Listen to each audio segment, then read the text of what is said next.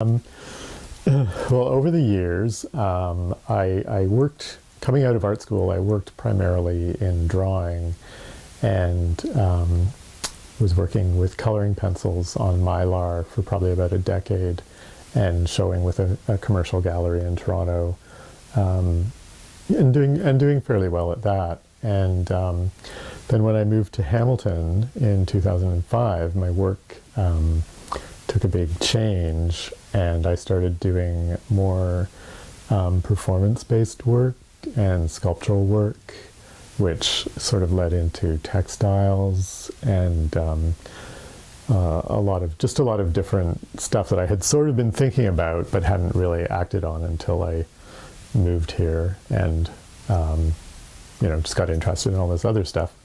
So right now, I would guess you would have to say my work is mostly textile based, although it's also performance. There's still some performance things going on and installation things.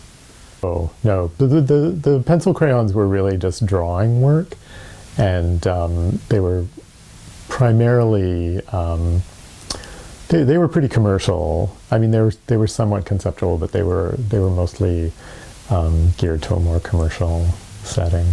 So, well, a lot of my photography and that, I don't even really think of it as work. It's just kind of my hobby, and a lot of that has come out of the internet and just the sort of digital sharing platforms like Facebook and Instagram. And I spend a lot of time walking. I walk everywhere. I have a driver's license, but I don't actually drive very much. So I walk a lot, and a lot of walking just involves looking around. And I have this little device in my pocket, so when I see something that speaks to me, I just take its picture, and then I like to share that. So it's to me, a lot of that photography work and a lot of this work too is just about it's about the conversation that I'm having with myself all the time. It's like about this internal sort of monologue or dialogue that you're engaged in, about who you are and where you are and what your surroundings are and your place in them. And it's just kind of externalizing that dialogue and hopefully sharing with people. So yes, I have kept artwork for more than 10 years. I have a really large, probably the world's largest private collection of my own work, hidden away in my basement. A lot of the drawing work that I did back in the 80s and 90s, a lot of it sold, but I'm a pretty prolific worker. I'm a very product-oriented artist. So a lot of that work is still in my possession. And what will ultimately happen to it, I don't really know.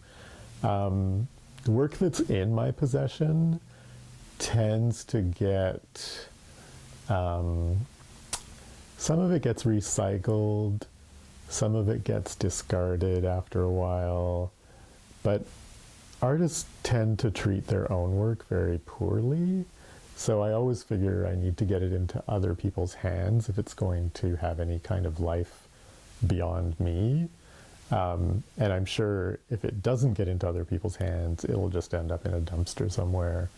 I think in terms of legacy, if you don't have a commercial representation, or if you don't have someone who's a strong advocate of your work to support it after you're gone, then I'm sure a lot of artists' work just ends up in the landfill or in somebody's attic somewhere.